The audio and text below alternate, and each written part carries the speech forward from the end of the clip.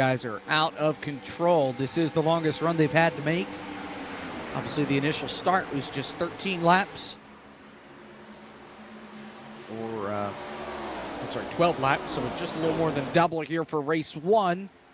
But Josh Chin is there to the inside with 9 laps to go. Here comes car 93 for the lead. Champagne lets him have it, and he will not try and cross him over, or maybe he will. He's back on the gas hard through the middle of 1 and 2. Well, yeah, Justin Champagne let off early, tried to back up that corner entry to get the run off, and it worked for the most part, but Josh Chin did a fantastic job of straddling that bottom lane down into turn number 3. Champagne going to have to try to do it again. Josh Chin making up so much time on corner entry, but Champagne should try to have that run off the corner out of turn number 4. 8 laps to go from Homestead, Miami. Meanwhile, behind him, Ryan Vargas under fire in that 3rd spot. Here comes Gabe Wood in the 04 with the run. Looking outside, he stays in line for now. Vargas a little loose here in 1 and 2 again. That could open up the door for Gabe Wood to go topside. He hangs right in line as they make their way down the backstretch.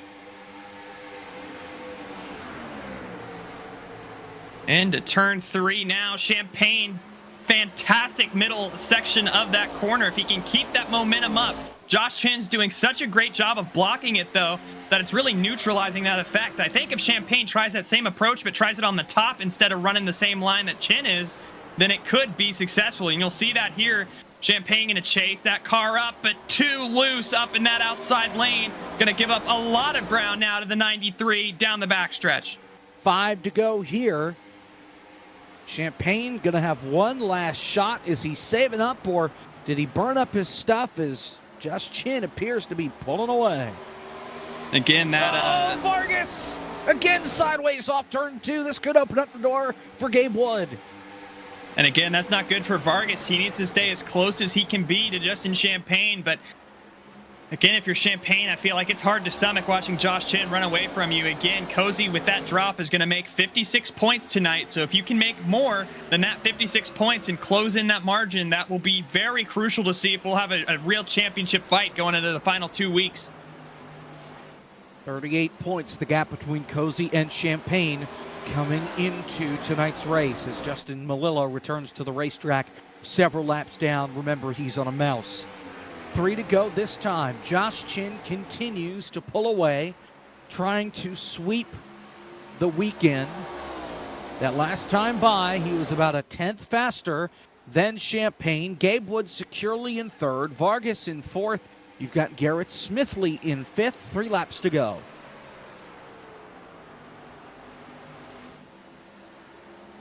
Their turns 1 and 2 all spread out right now, and Josh Chin has worked that margin up to half a second over Justin Champagne. This is the exact same thing that we saw in the first heat. Josh Chin, the class of the field, and looking to continue that here in race number 1 by taking home the checkered flag. 2 to go off the corner. Gabe Wood starting to close in a little bit on the 38 of Justin Champagne. He was 2/10 faster that last time by. Gabe may have a shot here at 2nd. He goes to the outside through 1 and 2, peaking on that 38 with a lap and a half to go. And again, Gabe Wood was running fastest of the 3. And Justin Champagne really backing up that corner entry. You can see Gabe Wood going to try to exploit it here, pushing up the racetrack. I think he got in the throttle a little too soon. He did. Going to have to roll back out of it, recollect. White flag from the Homestead, Miami. Does Gabe Wood have a final surge to try to get past this 38? Yeah, that might have been his last chance to get by there, just to overcook the car a little bit. Meanwhile, Ohio State has scored again. It's a 3-possession ball game in Atlanta. Turn 3, last lap, race 1 of the Lirga Security Insight 150. Josh Chin out in front with the lead. Gabe Wood not going to have a chance on Justin Champagne off the corner. Josh Chin, it's Chin's up so far. He wins race 1 from Homestead Miami Speedway. And again, in the exact same fashion that we just watched, you can see a little further back, Caleb Carter, Cody Higgins. Yeah. Oh, and Dorman gets by Cody. Oh, no, Case. It's Case Kallenbach that gets by Cody at the line. Are fairly gelled together right now, and you can see that especially as the further you get back. Right now, Justin Champagne and Ryan Vargas almost even making contact for the 5th spot. Champagne, though, will lay off and puts that back up to about a car length in between the two. All chasing Sean Butler has come around to complete the 11th lap of race 2. For season 7 presented by Critical Path Security. Jacob Pitts, Caleb Hoffman here with you from Homestead. It is Sean out in front. Garrett Smithley is second. Wes Graham third. Gabe Wood is fourth. Ryan Vargas in fifth. He's got Justin Champagne right on his heels, though, for that position. Vargas bobbled a little bit off of turn number 2. Champagne is right on the back bumper. And again, we saw it while he was battling for the lead earlier, but Justin Champagne is taking these corners in a very unique way. He's really been backing up the entry and then getting into the throttle a lot sooner. So he gives up on this entry, but he gets back to that throttle and carries that momentum for the long way around the racetrack. Been doing him a lot of favors, but again, I think it would benefit him if he was able to get alongside Ryan Vargas here. He'll pull down to the inside, maybe think about it. Now he will go for it, but again, just can't get to that inside quarter panel with the way he's taken the entries to these corners, and then he'll get locked up behind the 23, and again almost making contact between the 23 and the 38 there. Lots on the line for these two early on here at Homestead Miami, but a championship could be on the line here in a few weeks. That would be ugly if these two get together. Yeah, it would. They've got to race each other for a championship the next 2 weeks, and I don't think Vargas is one to forget as DT smokes the tires behind him. On board, Champagne to the bottom for the spot. Here goes Champagne. If he can complete that pass, he will. Don't know if Vargas has anything for him, and actually he'll step out and lose ground to the number 38. Great move by Champagne to take that spot back, and if you're Ryan Vargas, you desperately need to get back around the 38. That's going to be difficult because look who's getting right in that rearview mirror between Drive-Thru and Josh Chin now, as the 93 is trying to go around the 77 on the outside. As they are side by side, right in the back of the top 5. Here comes Champagne on the bottom. Wes Graham almost in no man's land up on the wall. Ryan Vargas was trying to go along with them, but Wes Graham ripped that high side, has a huge run down the back straightaway. Vargas and Wes Graham side by side. That is for the 5th position. Wes Graham, again, not able to hold on, though. Vargas going to be able to get clear. Graham should have a run, though, and gonna opt not to take it here. Let Vargas have that spot and continue to try to work on the 38 of Justin Champagne. Producer Zach, can we get a clean shot of the hood of that race car? There's a QR code, and I just want the viewers to know what's on it because it's tough to tell when it's flying by. By the way, Notre Dame went for 2. They got it. It's 31-15. All right. Okay, getting warmer.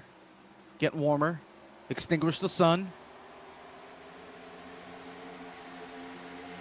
May we have a rear chase view? I was going to say, that might be the easiest option here. Listen, the folks at FTF are hard at work getting a camera attached to the front end of the 88 right now. Oh, my goodness. Okay, well, are you going to zoom in on the back of it? Because it's there, too. Oh, no, we're just going to drive by it. All right, DT. Thanks. All right, let's get DT in here. Oh, never mind. I was going to tell him to be our live camera op here. Hey, here we go. There we go. Let's get a zoom in.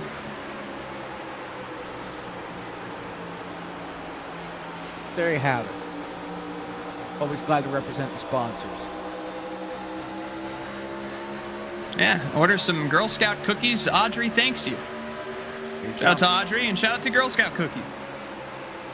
I will say, if the Girl Scout cookie folk would listen to the people and bring back those Thin Mints, but with a raspberry, what the world happened there off turn 2? Wes Graham, we got talking about Girl Scout cookies, and he almost went around. The Thin Mints, but the raspberry inside instead of the mint cookie. They only made them 2 years ago, but they were only sold online. And they sold out like crazy. I think those would be awesome, and those should be on the menu full time. I agree. They're getting rid of the s'mores and the yeah toast, but I mean, who cares? Two forgettable flavors. Zach chimes in and says the chocolate peanut butter ones. If you're watching right now, I would love to hear everybody's opinions on Girl Scout cookies. Which ones are the way to go? I'm with you, Jacob. I'm Team Samoa and Team Thin Mints. Someone at my work had a sale going on, and I bought 5 boxes of Thin Mints and 5 boxes of Samoas. We'll be eating good. So. All for $180. It's true. It's true. The wallet was not a fan of my purchase, and it was not a great, responsible decision. But it's going to a good cause. The wallet didn't like it, and the stomach didn't like it, right?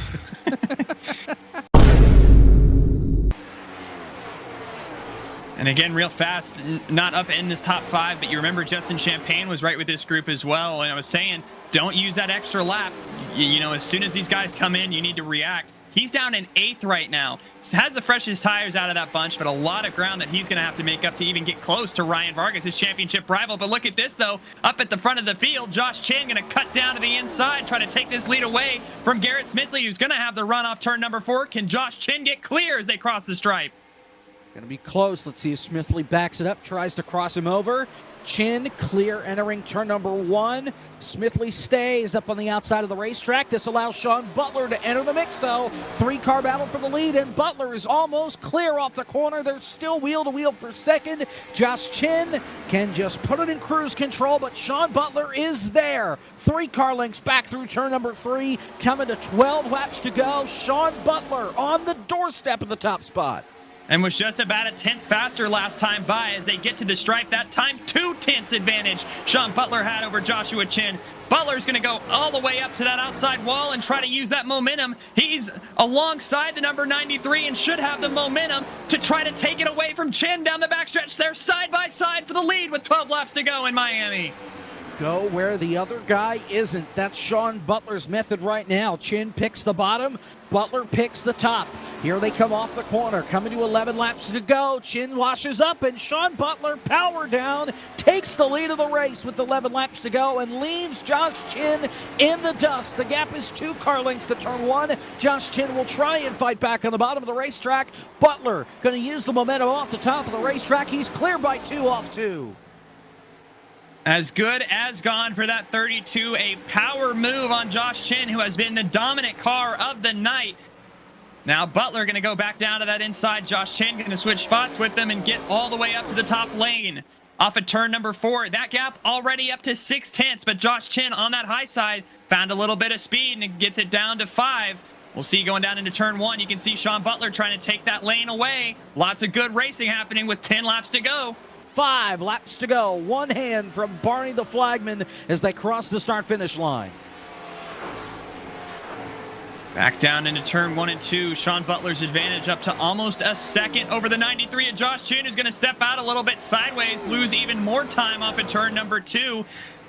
And Gabe Wood, that ascent has slowed down to a crawl. In fact, was slower last time than Sean Butler at the line. We'll see if he can make up more time, but again, just time running out. Going to need some type of external factor here to try to get this win, but right now it looks like Sean Butler's race to lose.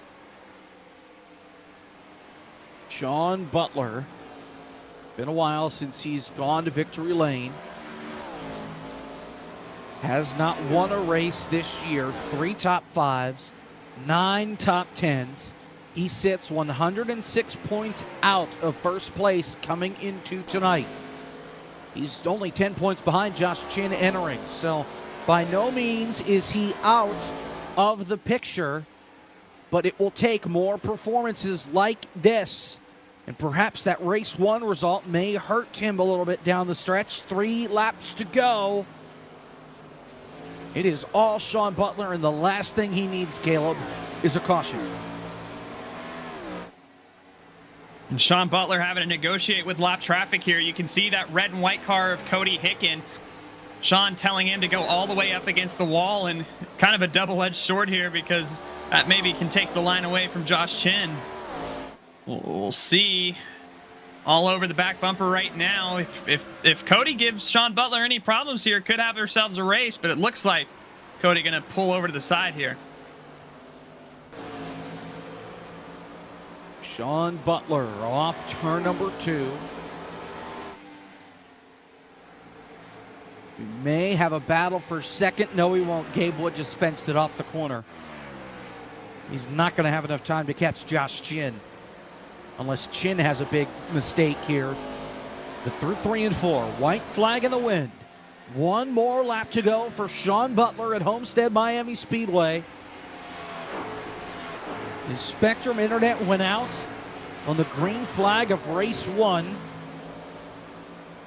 He got run over from behind once he appeared back in the sim, spun around, hit the inside wall, had a minute of optional damage, repaired most of it, clawed his way back to finish in the top 10, but he was pretty far back in the field. Didn't get a caution to really put himself back in position, but off of turn number 4, Sean Butler's not done fighting for a championship yet. He wins race 2 of the Leargus Security Insight 150 from Homestead. And that leaves just 2 races to go.